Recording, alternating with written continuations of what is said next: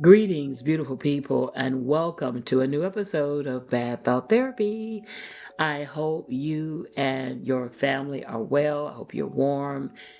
It is cold where I am, and we didn't get the snow that the meteorologists had anticipated, but we do have a lot of ice. It is cold, it is raining, things could change. Um, so just make sure you're warm. If you were in Atlanta in 2014, I believe it was, you remember that big storm that we had. And by the grace of God, by the grace of the Most High God, I made it home after about 6 or 7 hours. And that was a drive that on any regular day would take me anywhere from 35 to maybe 50 minutes. And it's not the snow because, a lot of people made fun of Atlantans, which was kind of mean. It was really mean. And they found out, though, a couple of years later. But it wasn't the snow that shut us down and caused all the problems. It was the ice. And that's why you have to make sure, if you can, you're not on the roads because once it rains or our roads get damp and then that moisture freezes or the oil freezes, that's when you create a disaster, and that's what happened. Another thing about Atlanta that people don't know is that there's so many hills here. So like when there is ice and you're trying to drive up a hill, you just slide right back down. And so the reason why it took me so long to get home, of course, was because of the gridlock, but it was also because of the hills. I remember I got to a bad patch of road, and there were people out there, just people from the community, from the apartments in that area. They were out there pushing people, helping people. And then this is where I'm still always wondering, was I being helped by angels or were these real people? But there was a point where there was this one hill that no one could get up. And there was these men out there and they had on what looked like fire uniforms. The name of their fire, the company or county or whatever, was kind of like on this tag that hangs below the actual jacket itself, and I can't remember what that name was. At the time I did, I wrote it down. I tried to remember, tried to call, but everyone's saying like we weren't there. But there were these men out there, and they had on the fire jackets, and they were pushing people up this really bad hill, one person at a time. And this guy came to my car and he kind of looked into my eyes and he was, telling me what to do. We're going to push up the hill, blah, blah, blah. This is what you should do. The accelerator gas kind of thing. And they pushed me up the hill. And I was so blessed. I felt so blessed. Later, I tried to contact that fire department and no one knew what I was talking about because I don't have it written down, and I'd have to go back if I could find those notes all the way over 10 years ago, find those notes and find out, get the name of that fire department, but no one knew. I called several fire departments. They were like, we didn't have anybody out there on Mapleton Parkway, and I was just so blessed. And so God will help you through the storm. The life lesson is God is there when the sun is out, when the rain is out, when the winds are blowing.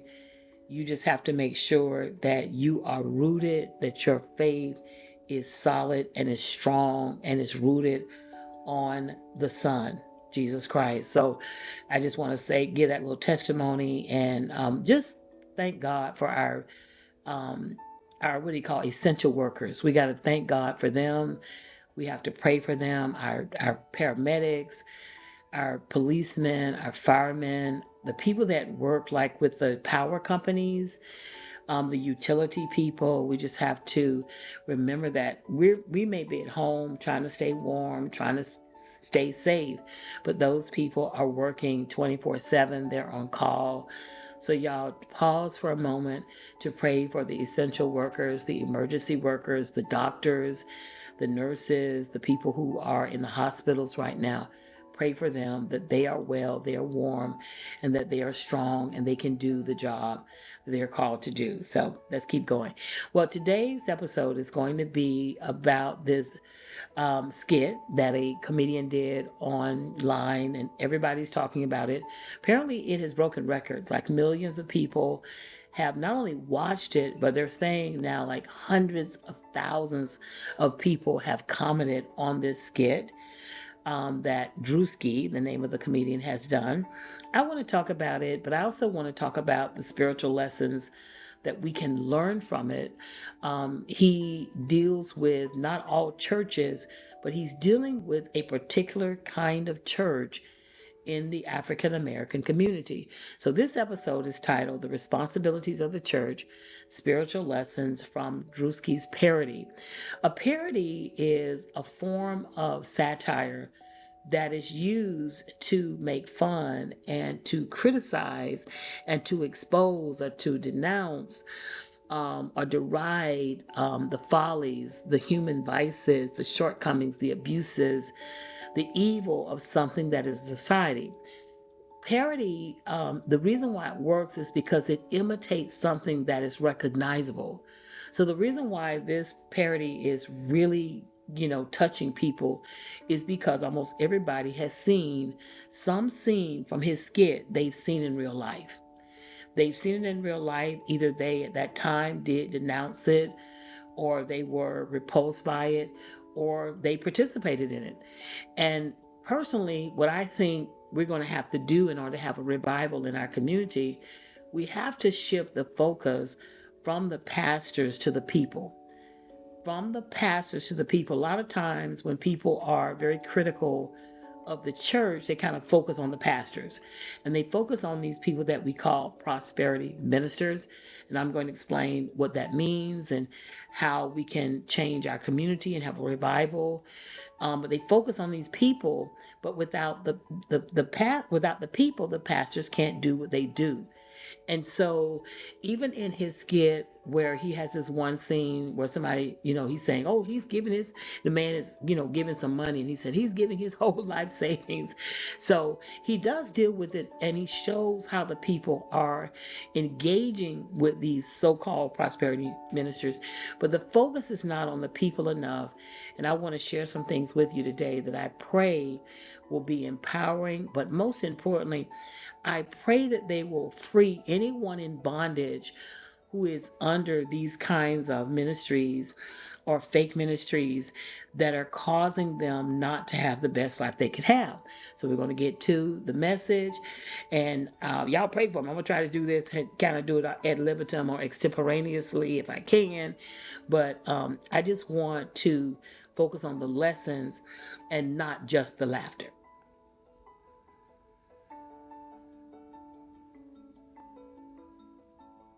All right, beautiful people. So let's try to get right into the lesson. So if you just arrived from another planet, you probably heard about this comedian, Druski, who is apparently an internet comedian. He's an internet sensation. He's done other skits before, but he just recently did a skit mocking ministers and people who are connected to what they call prosperity churches. And I want to talk about what these churches are, and how they've affected the Black community and what we can do to revive our community. So he makes fun of these people. He does not mock God. He does not mock Jesus. He mainly mocks the people, and mainly his focus is on the ministers. And so I want to talk about, number one, how we need to shift our focus from the ministers and the pastors to the people, because really, even though they will deny this, they cannot exist without people. They exist because of people. And so we're going to try to talk about that. Druski uses a comedy technique called parody. And parody is a form of sarcasm. And what sarcasm does, it tries to expose, it tries to criticize something in society that's wrong. And they expose it by using humor, by using exaggeration. But with parody in particular, it uses imitation. So it's like you take something that is really happening in society, and you imitate it, but you use humor, you use exaggeration, you use irony, sarcasm to sort of expose this or make fun of this or criticize that. And so that's what he does. What's very interesting is after his parody, a lot of people, they haven't these people at the time, but they went through, I guess, and found videos of a minister that wore like the same jacket that Druski wore in his skit. They found a minister who also did the thing where he flies in using these wires. Like they found different real life situations that he was mocking, that he was making fun of. What I want to try to do is move beyond the laughter to the life lessons, because there are a lot of life lessons that we can learn from this. And that's what I do as a a life coach, and as a podcaster. I try to focus on the spiritual lessons that we can learn. So I'm going to talk about the responsibilities of the church, what the church should do. And there have already been like some concerns about the black church dying. It's not what it used to be. And so let's talk about some of that. So number one, what is a prosperity minister? And I'm going to talk about why they're so dangerous. So prosperity ministers, what they do is talk about money, and they talk about materialism. And that's what they focus on. They're talking about money. They're asking about money. They're telling you about money. And they twist the scriptures in the Bible to get you to give certain amounts of money. And they use fear, they use shame, they use guilt. They make you feel bad. And most people, of course, we need money and we want money. You got to have money in order to live on this planet. So they know that you need money and they know that you want money. And so what happens is they use manipulation to get you to give and to give. The issue is not that the church doesn't need money. The church needs money because it has to pay for lights, the water needs to be running, the lawn needs to be cared for. If there's a mortgage on the church, there are people that work for the church, there's maintenance. Like the church does need money. And so the issue is not giving to the church. The issue is when the prosperity minister lives this life of excess, lives a life of luxury. They're worth millions. They've used the money that they have gotten from people and from the church collectively, and they've used it to buy all these, big things, multiple luxury cars, mansions, homes, trips, jets, all this stuff, while on the same street as their church, there are people starving. There are people living with rodents. There are people that don't have lights and don't have utilities and don't have electricity.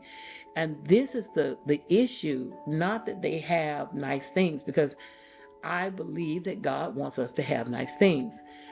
I don't believe he wants the nice things to have us. And I don't believe that God is a God of excess. Where you have, okay, you already got one mansion. You got to have three.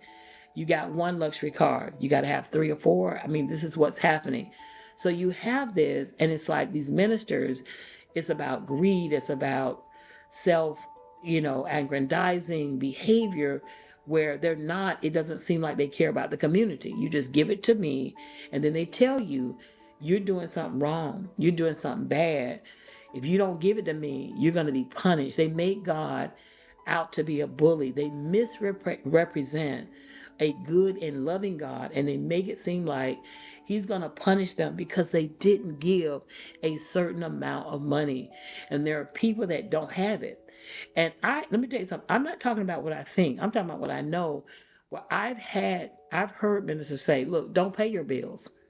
Don't pay your mortgage. Don't pay your light bill. Don't pay your bills and give your money. I've heard there are stories where people literally starved their children and they gave their money. There are people that didn't have. I understand that there's Creflo Dollar's church. I don't know if this is true, but, and I never did research, there were lawsuits at one point, because what people would do is they would give their money to the church, and they gave their rent money. And they thought, okay, I'm going to pay my rent money. And then because these ministers do bad teaching, and they teach it like God is a magician, so you give your money, then God just gonna bless you, the money just gonna fall out of the sky. And it doesn't happen that way. That's not how it works. You give your money, and then they believe that God was like a soda machine. So I gave my tithe, and I didn't pay my rent, I didn't pay my light bill, and the money didn't come back to me. So now they're trying to get their money back, and they're not able to get it back. So that's because of bad teaching. And I'm going to mention Creflo Dollar again, but again, people allow themselves to be manipulated and to follow this. But Creflo Dollar came out a couple of years ago, and he didn't give an apology, but he announced that he changed his teaching about tithing. And he said that he was not teaching that people don't have to tithe, that people could just give from their hearts, and that's what people should be doing. And so he basically was saying, okay, I'm not going to teach like this anymore. But Creflo Dollar did not apologize. He did not say, you know what, I'm going to sell my jet and I'm going to set up something where I give back all the money that I collected. He didn't say anything like that. He just basically said, you no longer have to tithe. Now, what's amazing is that some people were literally following his instruction. And if you had told them they didn't have to, they wouldn't listen to you. And I'm not talking about what I think. I'm talking about what I know personally. If you had told them that they could give from their heart and that was enough, they could give what they had. God doesn't want you to give money you do not have. God does not want your lights to be cut off. He does not want you to be homeless and not pay your rent. If I had told them that, they would have not listened to me at all. And that's because what prosperity ministers do best is their language is in a way that they get people to elevate them. They really become the replacement for the Most High God. Now, God made the sun and the moon and the stars, and these people can't do anything but lie. But what they do is they know they are masters at manipulation. They're masters at rhetoric and convincing people to really elevate them. And so they become the gods, and everything they say becomes truth. And I have tried to emphasize on this podcast over and over and over again, which is one of the responsibilities of the church, that people must establish a personal relationship with God. If I want to know about God, I could go and talk to somebody else about God, but I would never really know God for myself unless I have a personal experience, unless I have personal interaction with the Most High God for myself. I have to be praying. I have to be reading and studying myself. I have to fellowship myself. And that is a responsibility of the church to teach that. When a person goes to church, they should be learning about how to have a relationship with God and how to build community, how through our faith we can help one another. We can solve some of the things that are systemic in our society, that are negative, that are destructive. And in a prosperity ministry kind of situation, the talk is not about that. You go to church and you're not hearing a message on how to forgive or um, how to be a better mother, how to be a better father, how to give up some of these things that are causing people to be destroyed, that they're watching, they're engaging to. They're not getting those lessons because the focus is all about money and it's not about ministry. And that's the issue. And that's what he was making fun of. I remember when I was in my late 20s, maybe early 30s, I was really into church. And I also would watch a lot of ministries at home on television. And I think I had like this is when we had cable back then. We just got streaming now. We had cable. And I would have like TBN and CBN, all these other Christian, shows or whatever. And sometimes I would go through and I would be looking for a message. And I would turn on one minister, and nobody was talking about God. He wasn't talking about God. I said, okay, let me see it for somebody else. And there were times when I would literally go through and click on the ministries of 4 or 5 different men, and not one of them was talking about God. They were talking about people. They were talking about money. Again, they were putting people down. They love to criticize people in society. And that's another thing about prosperity ministers, and this is an obligation of the church. When you got to give good teaching, and I'm a person, I do believe that going to seminary or getting training on how to be a minister is important, because the way that God moves is God always renews a person's mind and he heals their hearts. And when that is done, that is when you will see the behavior change. A lot of ministers, and this is what breaks my heart, is they spend so much time criticizing the person's behavior, which is, this is something that is a result of what's in their mind and their heart, how the person looks, their hair, their clothing, and what they're doing and not doing.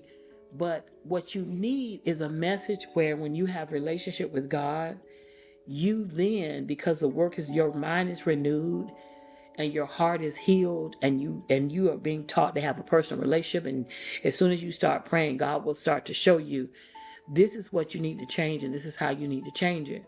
Because a lot of times they'll tell you what's wrong and what you're doing wrong, but they don't give you a step by step on what to do. And so that is a responsibility of the church, is to teach the messages in a way where people are changed from the inside out. A minister can stand up, or anybody can stand up, again, I've said this before, they can talk about the problem from sun to sundown. Nothing is going to change. I remember when Beyonce came out with the album before last, the Renaissance album, and she had a song on there. She had a couple of songs on there, and people really had an issue. And I did have an issue with one of the songs. There were ministers that were, ripping her in church. They were spending more time talking about her than Jesus. They weren't talking about God. They were just talking about her in this song and all of this.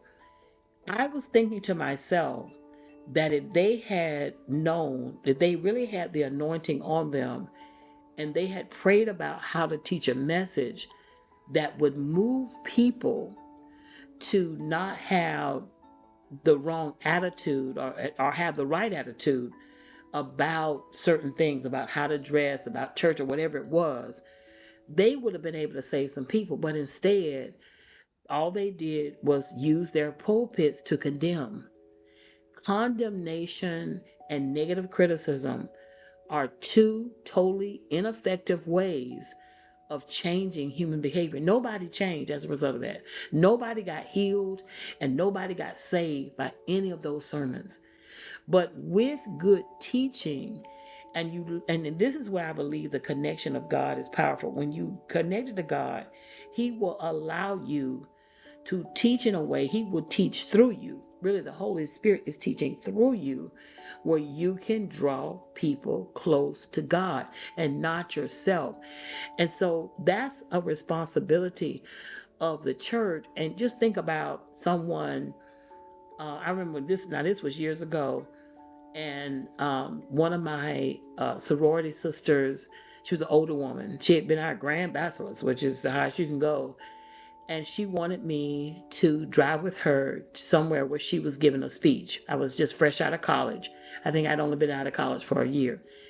And so I went with her, and she was telling a story about when she was one day preaching, her husband was preaching or something, this man walked in.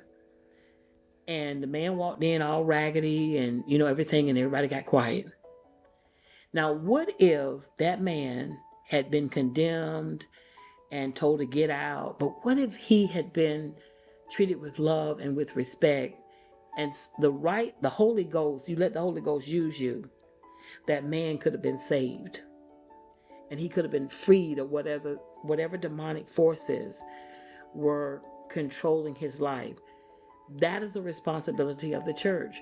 The church is a spiritual hospital. There are people that need to come there, and they are broken, and we're all broken. We all have flaws. But in Prosperity Ministers, the one that Druski was making fun of, it's you don't see that. That's not talked about. When Creflo Dollar, as much as he talked about money and all the jets, and I'm not mad at him. The brother asked for a jet and the people gave it to him. The people gave it to him. He asked for people to give donations, and they did. And that jet he could have built with that money. Even if he had built 10 affordable housing units, it would have saved 10 families. No. He had to have a new jet. He already had one now. Mind you, already had one. People gave it to him. But just imagine if, and I lost my train of thought. Lord, help me. I'm talking about people. Help me, Lord. But imagine if you gave all that money and you were helping people in the community and collectively. I've been trying to talk to my students about this. Um, there was a story in the news late last year or mid last year about a woman who left her child in the car. This happens quite a bit while she worked for 8 hours. The baby died. And I was just heartbroken because I know what it's like when you're working and you barely have enough money. I had child care. I was able to pay for child care, but I remember child care being so expensive. It's a very expensive thing. And but I was telling my students, just imagine if we all had collected, let's say everybody gave $10. Let's say you got 1,000 people to give $10. Imagine even getting like 100,000 people to just give $1. If we all collectively gave our money and we used that money to help different people, like, subsidize her child care or subsidize housing where we help out, we wouldn't have the problems that we have. And the church can do that. And I believe that is the responsibility of the church to do that. But we won't do it. Nobody is doing it. And in fact, at the end of his skit, and I'm bringing this up because at the end of the skit, there's an old man that runs out to the prosperity minister's luxury car. I think that's a Rolls Royce. I don't know my luxury cars. Because even if I was a millionaire or billionaire, I wouldn't even want that car. But anyway, that's not the car I would want. So anyway, the man runs and says, "Well, Pastor, I need you to pay for my wife." And the guys and the pastor, the old man asked him to pray for his wife, or he says he needs him to pray for his wife. Druski, parodying the pastor, said, "Get your hands off my car." He asked the man, does he give his tithe and offering? The man says no, and he spits. And he sort of, dismisses this old man. Now, that actually happens where you cannot even, these prosperity ministers, they you give them all this money, but they don't want you to touch them. If you see them out, they won't even speak to you. Because, again, and people go along with this. People have made them who they are. People have made these ministers their God. They have worshiped them. I'm not talking about what I think, I'm talking about what I know. Well, you can't talk about them. I remember when I was trying to tell a person who went to Creflo Dollar's church that he was featured in a magazine that I used to subscribe to, Essence Magazine. The article was not critical of him. It was revealing what he had. It was just talking about him and how he had collected all this wealth or whatever. But it wasn't like a bad article. This person didn't want to hear it. I said, "Did you see the article about your pastor, in the magazine?" They were not having that. They thought it was a critical article. And that's because, again, if I told them that they did not have to tithe and they could just give from their heart and give what they had, they would have looked at me as if I was a Martian. If I told them that God could restore something that they lost, they wouldn't believe it. And it was only when they found it and they said, "Oh, the pastor did a special prayer." Not my prayer, but their pastor's special prayer is the one that made sure they got their lost thing. That's what it is. They have this special place. And it's intentional. They create that through what they say. And it's all about giving to the pastor and not giving to the people. But the people, this is what I don't want you to miss, they set it up like that. And that's not right. That is not how the church should be. Now, if you are one of those people, and I get it because I one day asked one of my coworkers, she had gone to a church and she was just amazed that how the church was set up. It was Creflo Church. I'm just gonna be honest. She had gone because she wanted to see it for herself. And she was saying, "I just want to see why, all these people are following this man and giving all their money to this man." And she wasn't critical of the pastor. She just said, "I want to see why the people are doing it." And again, the focus needs to shift from the pastor to the people. So she went and she said, "Oh, I get it now." And I said, "Well, what is it? What did you learn?" She said, "Well, he's telling them what they want to hear. If you need money or you want money and someone's telling you that you can have money if you would just do A and you would just do B, and you can have this and you can have that. And if you want nice things, we all want nice things, and they have nice things, and they're telling you can have them too if you do this with your money and you don't do this. And here's where it gets very deep. When they don't get it, then you switch up your lesson. Because I have actually heard this same minister do this where I guess people weren't getting the money and things weren't happening the way he said it was happening, because that's not God's way. Then he had to switch up the lesson. Well, you didn't do it with love. You didn't give with love. You gave. Oh, you gave your tithe and you gave your offering, but you didn't give it with love. Here's the thing. I can't say anything about that brother because what he's done is between him and God. And I can't even say he's a false minister because God has used him more than he will ever know. But I will say this, if someone is saying those kinds of things and you sit up under that ministry, it's on you. You can't be mad at the pastor. You can't even really talk about the pastor. You can't be critical of him. It's you, because here's what you need to know. You do not have to give your money to a church where they're not helping anybody in the community. They're not teaching community. They're not talking about God. They have all this excess. You don't have to give. You don't have to participate. Now, you don't have to walk away angrily. You don't have to try to protest and get them to change. What you need to do is leave. You need to dust the dirt off your feet and you need to leave. And that's what I want to encourage people to do. See, what they do is they use guilt and they use shame. And so people feel bad. They feel like, okay, if I leave, am I not going to be blessed? Am I going to be cursed? Because they talk a lot about God cursing you if you don't give, if you don't do this and that with your money. And you're giving it to them. You're not giving it to God. You got to understand, you're giving it to them.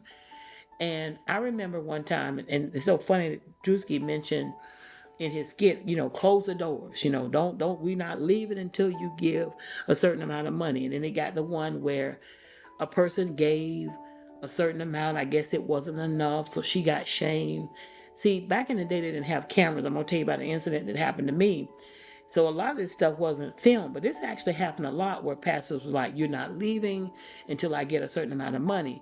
But because of these cameras, now people are able to capture these situations, and this is how it is exposed more, than it's ever been. But I remember years ago, I was still in Florida, so this is over like 25 years ago. I had visited this church. This was not my home church. I had visited the church because I would never sit up on a ministry that would say you can't leave unless you give a certain amount, I wouldn't even be a part of that. I would just, if I had been a member, I would have just quietly changed my churches, and it's just that simple. But anyway, I was visiting this church. I don't know what the occasion was and how I ended up there, but the minister, and I'm trying to remember what he was talking about before we got to this part. But when we got to the part about the money, he was basically saying, nobody is leaving until I get a certain amount of money. Now, how he knew how much money was given, I guess they were counting the money real time and telling him what it was, but he didn't have whatever amount of money he needed. He didn't have it. And I will never forget this as long as I live. He started calling out people. Now, mind you, I'm not a member of the church, so I don't know who these people are. But basically, he's saying something like, y'all got the money. You got the money. You got this and you got that and all of these different things. And I was in shock. And I remember I was wanting to get up. Some people managed to still get up and leave. And I remember like, oh my goodness, I got to get up and go. This man was literally a wizard. He was Satan. Because he put some kind of curse on the church. Like if you tried to leave, you were going to be cursed and stuff. And I remember when I left that church, I was sick. Like I had something going on. Like this man was a straight up wizard hiding behind the position as minister. And he was telling people, you're not leaving.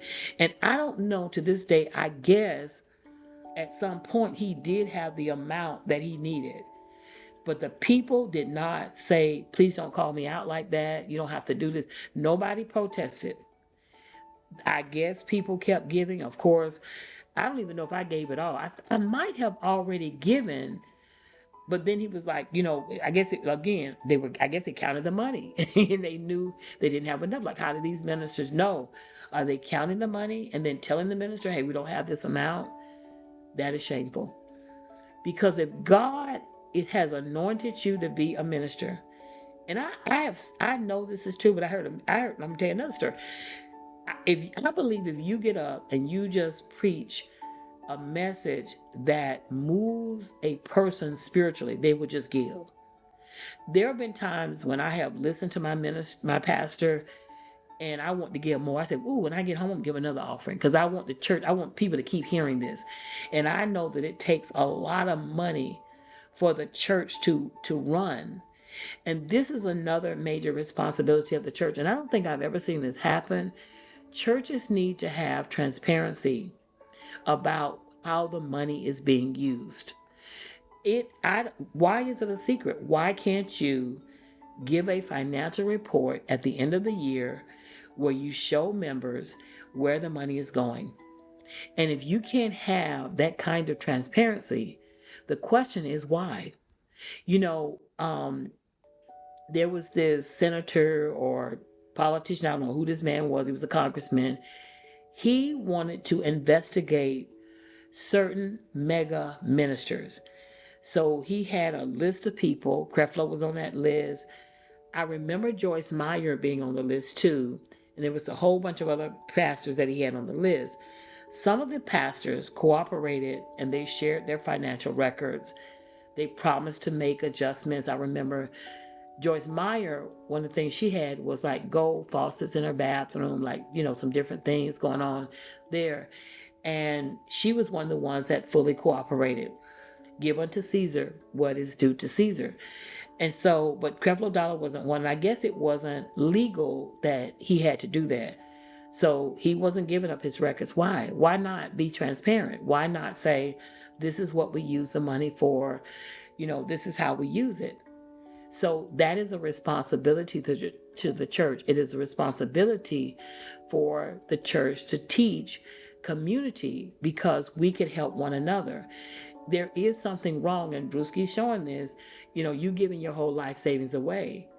You don't have any money, but he's driving a luxury car. You're walking, and this is the case. You living with rats and roaches, and these people can have a $70 million jet. And again, I don't think the issue is they have nice things. The issue is that other people don't have anything, and they convince those people. Hey, I remember one time I went to church, and man said, "Well, just have your lights cut off. Just not pay your rent." This is a common thing at one point. And so that is not what the church should be doing. And the church has a responsibility to teach the Bible in the right way. Some people believe that God is dead. They don't believe that God is still speaking to people and God is alive and that he is a real God. So their God, not my God, is dead. The God that it all ended thousands of years ago. Whatever was written in that book thousands of years ago, that was it. God doesn't give any revelation. God doesn't do any new teaching. And that is really sad. And that's a responsibility to use the Bible in the right way. The Bible is a book. It did not fall out of the sky. The Bible is a book. It was written by human beings. It was written by men. The Bible is a book. It is a piece of literature that was published. It was translated first, and it was published, and it was distributed and printed by men. So if you're not using the Bible in the right way, and this is what they do, these prosperity ministers, they manipulate you because they distort the scriptures and they take things out of context. And because they're not teaching these biblical stories the way that they should, and then taking the lessons from them, gleaning the principles and teaching, this is what you can learn from this story, and you can apply this principle to your life today to be closer to God, to be a better human being, to be a better mother, father, wife, husband, sister, brother, daughter, son. They're not teaching that. And that is a responsibility. And that's why I say, I'm torn because I really wish that, you almost were required to have some kind of training to be a minister. But again, it doesn't matter. The pastor doesn't matter. if you get people to follow you, and that's what you got to be mindful of. I want to not make the episode too long, but I want to say this. If you are in a situation where you are not being taught about relationship with God and about relationship with your neighbors, what you need to do is leave that ministry. You don't need to leave with anger. You don't need to leave confused or upset. You just need to leave. And you need to pray for God to direct your paths. If you really need a church, to direct your paths where to go. Where now, no church is going to be perfect because we are not perfect. Ministers are human beings. I'm going to say that again. Ministers are human beings. All human beings have flaws. They make mistakes. They have struggles. Every human being. And you cannot elevate them to more than what they are. They are human beings. I think that my pastor is a man of God. I think he is a man who sincerely cares about the souls of people. Is he perfect? No. Has he said some things that I don't agree with? Absolutely. I don't have, because I'm not worshiping him.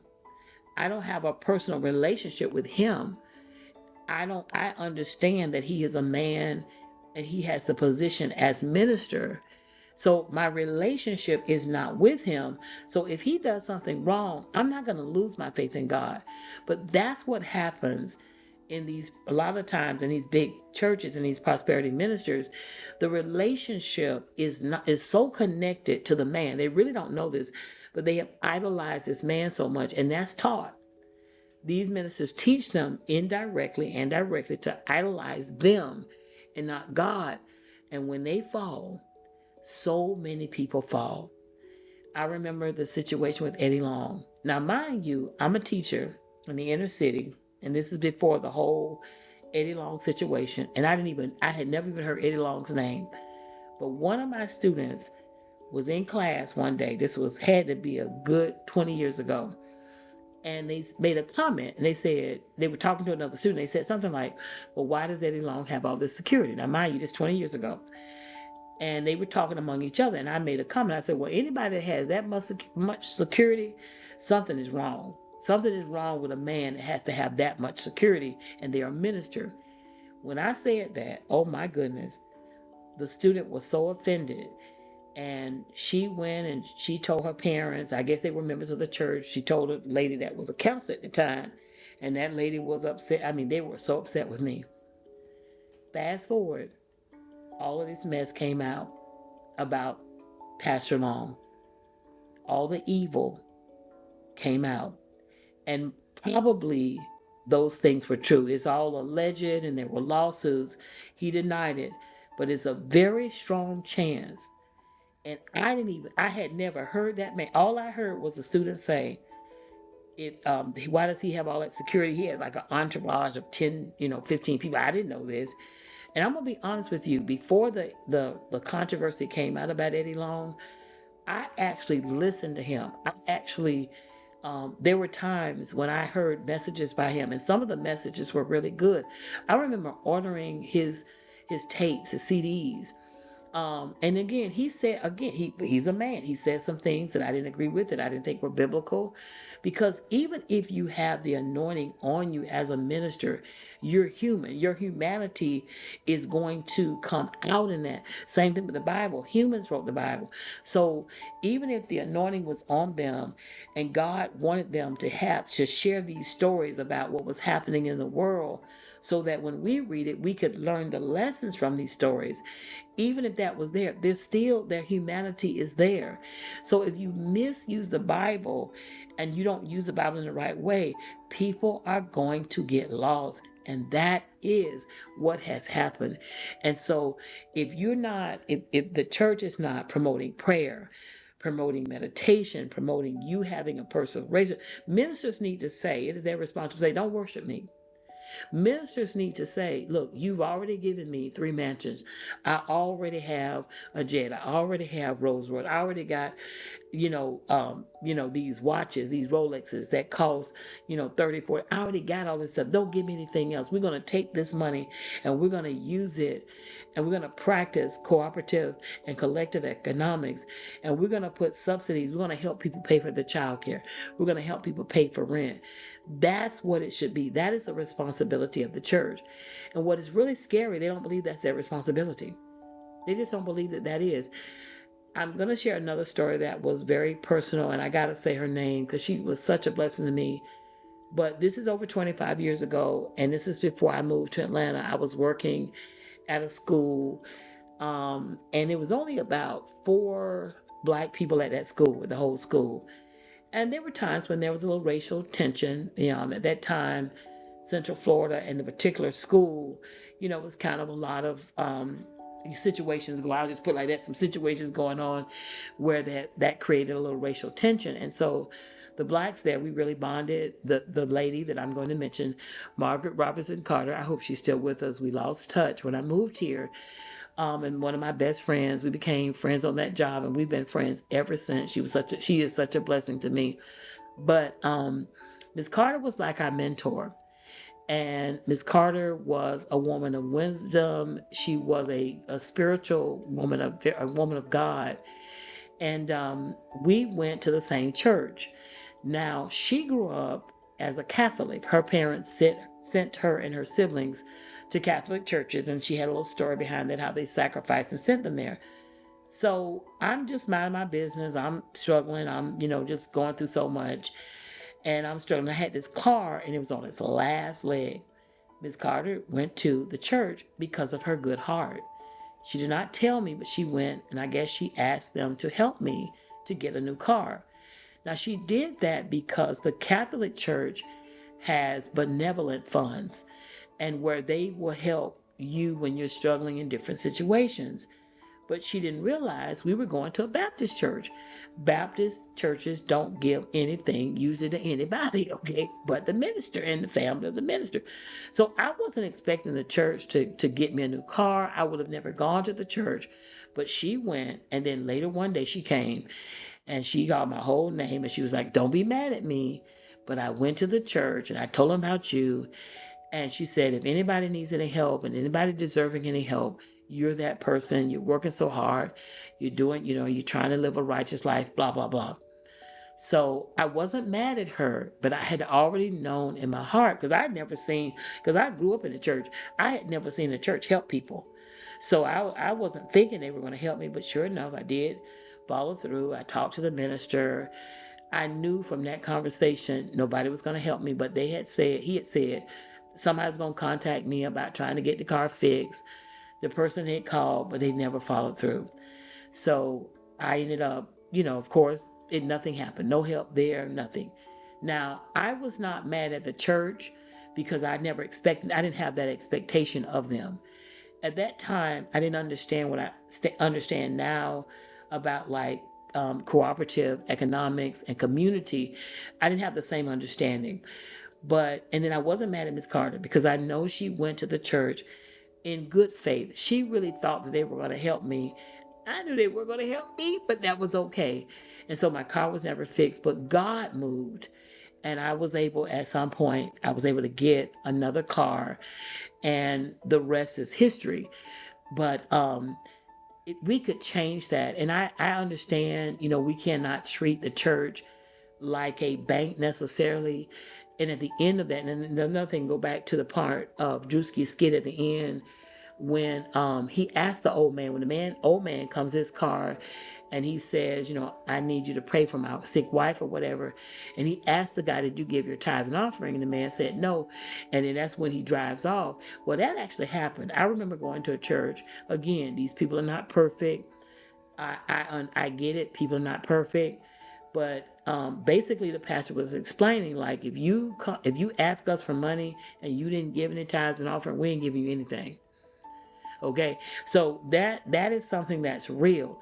What I find very interesting, and I don't want you to miss this, at the end of that skit, when the old man runs out to Druski, who is acting as the pastor, and he says, "I need you to, will you pray for my wife?" I thought, the old man, why isn't he taught to pray for his own wife? Why is he asking the pastor to pray? Is again because they elevate these people, and make them seem extra special, and they make them seem like they got some kind of special anointing when they have no more anointing and they're no more special than you are. When you have a personal relationship with God, you can go to God yourself and you can pray for your loved one. Do you know the power of love and prayer? If you get on your knees and you pray for people that you genuinely love, God will move, because the Most High God is love. And the love, He loves love. He loves when you love each other and you really love people the way He does. God moves. Let a husband pray for a wife. Let a wife pray for a husband. Let a daughter or a son pray for a parent, and vice versa. God will move. I think it's interesting, and I don't want you to miss it, that that man ran out to get a prayer from a pastor that literally had no thought for him whatsoever. And that is what's wrong, is that the church is not teaching people how to have their own personal relationship and how that relationship is manifested. You can pray for yourself. And he drives off in his, I guess that is, like I said, I think that's a Bentley. I don't know my luxury cars, y'all, but he drives off. But they create this cultish like culture where there's this hierarchy, like I'm great, I'm special, I'm anointed, and nobody else is. And they get beyond reproach. You can't say anything. The only time that I have ever written a minister, I did write my pastor about a situation. I didn't mention his name, but it was a sermon that he did, and I thought it was so insensitive. And it was dealing with something that only a woman can deal with, and he's a man. So men don't realize this. You just cannot understand certain concepts until you can understand them. If you are not a woman, you just can't understand things that women go through. Anyway, I wrote a letter, and I thought it was a letter about encouraging him to be more sensitive about this topic. It was abortion. And I was asking him to just be a little bit more sensitive. And I tried to explain some things to help him understand, because he's a man. Those people probably laughed at my letter. He probably didn't even read it. Because, there are people that read the letter before, the pastor gets a letter. They probably read. And that's because at these churches, a lot of times, the ministers are beyond criticism and they are beyond reproach. They never talk about what they get wrong. They never talk about their own evolution and their own transformation. Now, did I stop going to that church? No, because I feel that he missed the mark on that. But I still feel like he's a man of God and he genuinely cares about the souls of the people who attend his church. But if I thought that that would keep happening, again, I would just change my membership, and that's what you need to do. You need to change. I remember I visited a church, one of my coworkers, and he was having something at his church, and he asked me to be a part of it, and I was a part of it. And again, the people knew all the minister talked about was money. The whole time, every time I went, they talked about money. They talked about tithe. They talked about offer. They knew how much people gave. I remember that one of my former students, again years ago, he was saying how his mother went to like a small church in the community, and they counted how much she gave. They specifically knew that she gave it. I don't know how these people did this, but nevertheless, one time she gave less. She didn't give as much. And they actually came to her about why she didn't give the amount that she normally gives, or why didn't she give more. It has to stop. That is not God's way. It is a responsibility for ministers to say, look, this is what the church needs. This is why we need it. I don't know why this is so hard to say, okay, here are our expenses. It takes this amount to run the church. And we need people to give collectively. Give from your heart. Give without fear, without guilt, without shame. We want our church to continue to operate, and just give and teach people to give, and they will give. They probably will give more then. And then when you model, see, teaching is not just telling, It's when teaching is also modeling and creating an example. When you create an example of humility, I'm not saying that pastors should take a vow of poverty. I'm not saying that pastors should not have nice things, but a life of excess, a life of luxury. And these churches, you got to understand, these churches don't even belong to the people. They belong to their families. T.D. Jakes' church is owned by him and his family. It's not owned by the people. Creflo Dollar's church is owned by him. It's not owned by people. There is no governing body. And so my church is owned by the pastor and his family. It's not owned by the people. And again, I'm not criticizing that. It doesn't stop me from going if I want to go, and it doesn't stop me from giving. What I want is people to understand that if you're not in a situation where you're being taught about God, you're not being taught about love, you're not being taught about fellowship and community, just let them go. You won't have another prosperity minister. Let them, like T.D. Jakes said in one of his messages where he went off on people, he was trying to say that, he didn't get his wealth from people, from the people in the church. He got his wealth from investments and business and books. Let them get their money from that. Don't buy a book. Let them get their money from the books. Don't help pay for their extra mansion. You just don't give it. And then let them see how much money they would have. And they'll say, and again, he said he didn't get it from them. And it was an awful message. I mean, the message was mean because he was basically criticizing people for saying that the members gave him the money and that the people helped him as a pastor. And for him to not know that his position as a well-known, a nationally known pastor, and that didn't influence, people giving their money or buying his books or contributing to whatever he was doing, that's just wrong. There's no way he could be that ignorant. It's just impossible.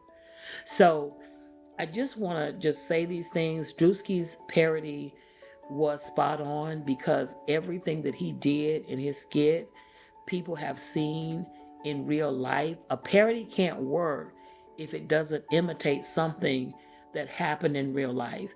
And so everything from down right down to the pastor, the suit that he had on, he's pointing out the folly.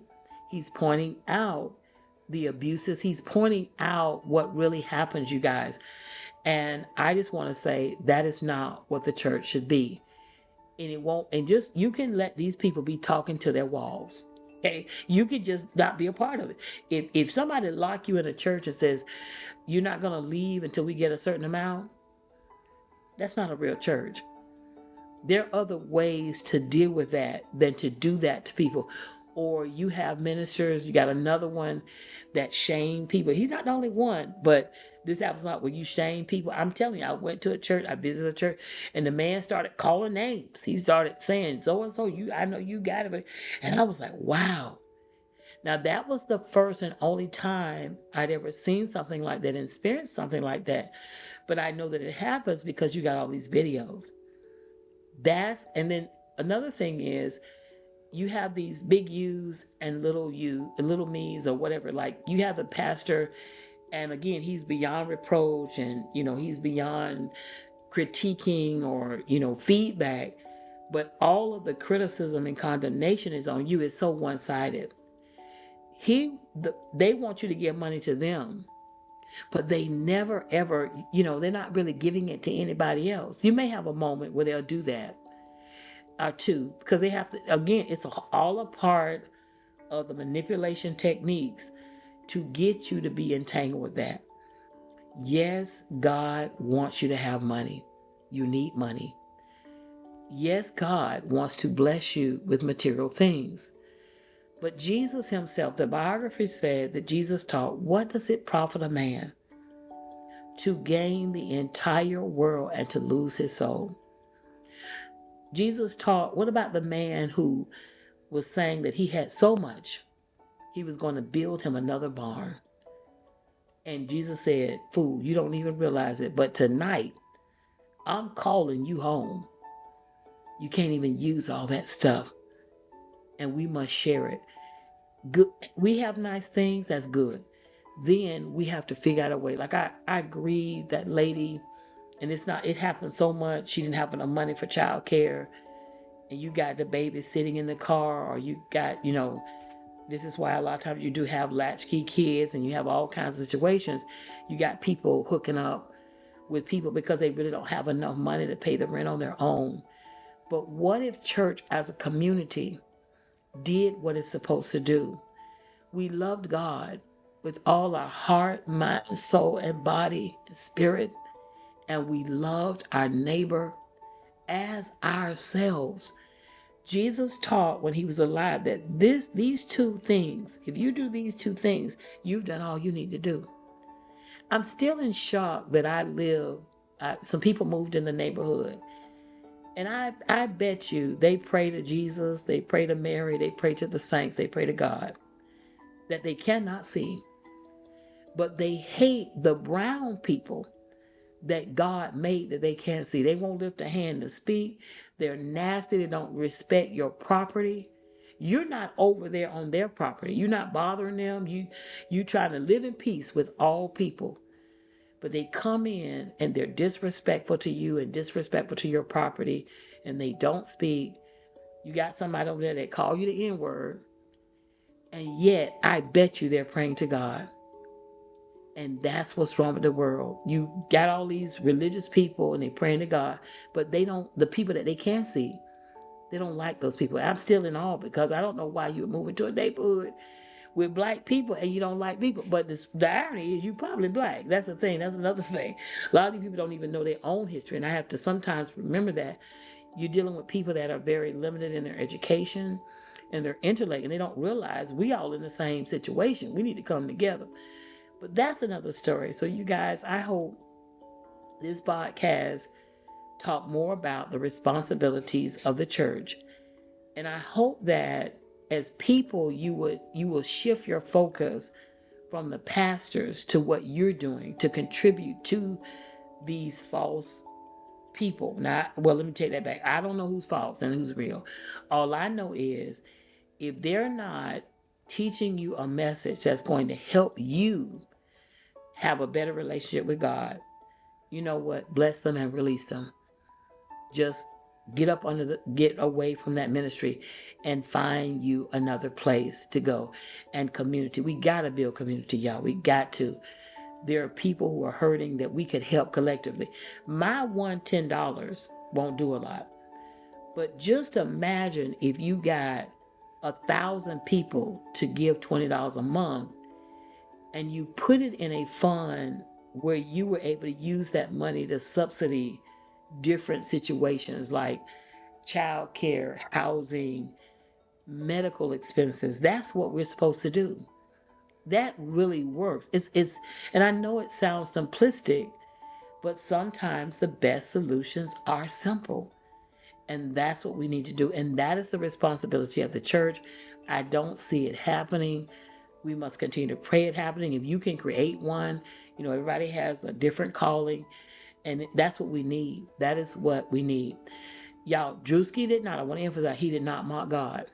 He did not mock Jesus. Now, what's interesting about that, the reason why I make a note of that, is I understand someone said he was an atheist, that he doesn't even believe in God. But yet he still didn't mock God. And they mock God. They get up in these churches and they lie to people and they distort, scriptures, and they distort the truth to get those people to give them to fund their lifestyles. And again, I'm not mad at Creflo. He asked people to give him the money for that jet. I'm not mad that he asked. And I asked. When I started my bookstore, I was trying to ask people to give me one single dollar. I was saying if I could get enough people to give me one single dollar, just $1, collectively, if I could get all done, I would have enough money to open my bookstore and be able to do Saturday school and do all these things for the community. I couldn't get people to give me $1. I'm not that sophisticated to be manipulative and know how to twist things around and wear certain clothing. That's another thing. They know how to do it. I don't know what it is. People, if somebody is wealthy, they got on their Rolex and they got on their custom made suit. It's like, okay, they want to associate with that. They want to give because, okay, that person, they look like they blessed, because a lot of times they're taught the lie that what you have is a reflection of your connection with God and how blessed you are. And that's simply not true. Your poverty is not necessarily connected to the fact that you didn't give a certain amount or you gave a certain amount. There's so many other factors that contribute to that. And that's what's unfortunate. So I don't want the podcast to be too long, but I want to say thank you, first of all, for listening. And again, I hope that this podcast edified you. Um, we must shift the focus from the pastors to the people. That was in the skit a little bit too. And again, if they talk about money all the time, just stop going. Let them talk to their four walls. Stop going. Stop giving. They won't allow you to just, you got to give a certain amount, and you don't give this certain amount. Let me tell you something.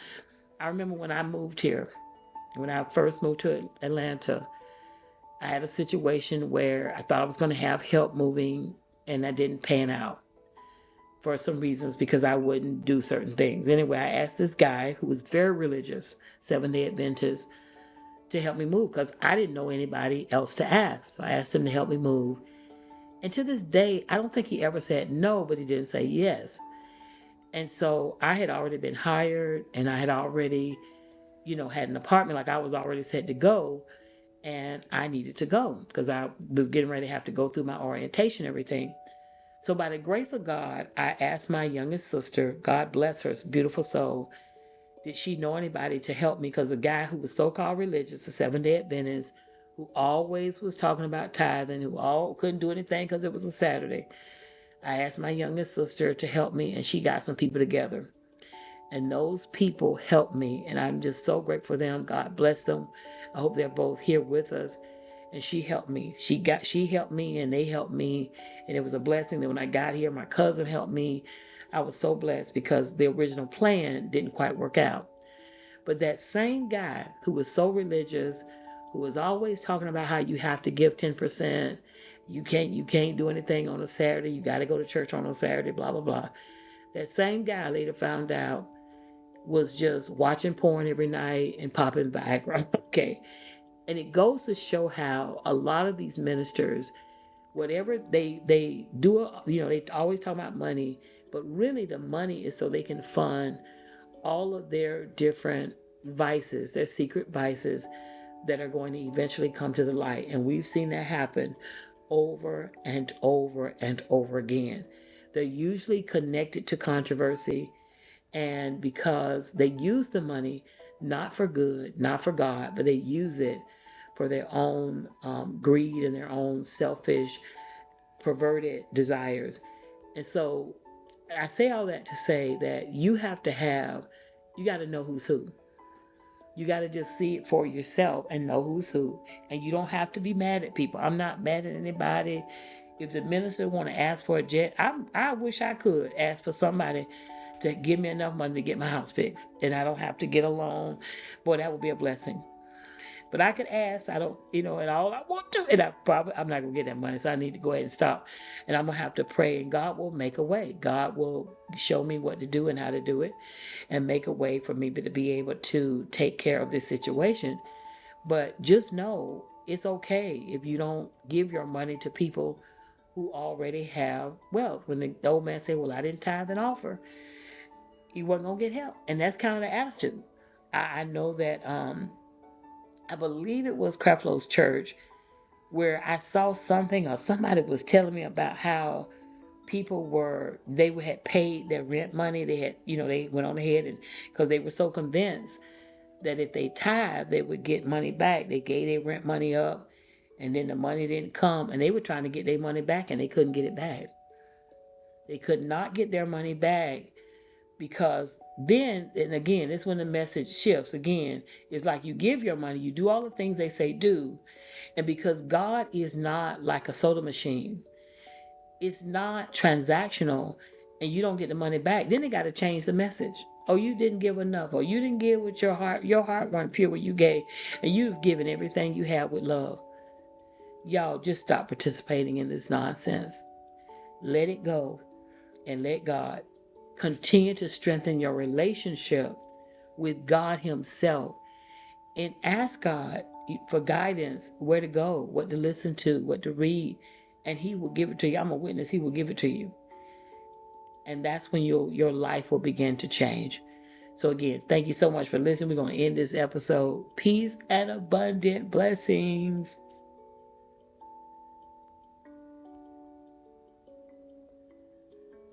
Beautiful people, before you go, don't forget to subscribe to my YouTube channel. If you're listening to this through Spotify or Apple, I just created the file as a video just to be able to post it on YouTube. But this podcast is really just audio. It's created just for listening while you're jogging, while you're walking, while you're in your car, while you're cleaning up.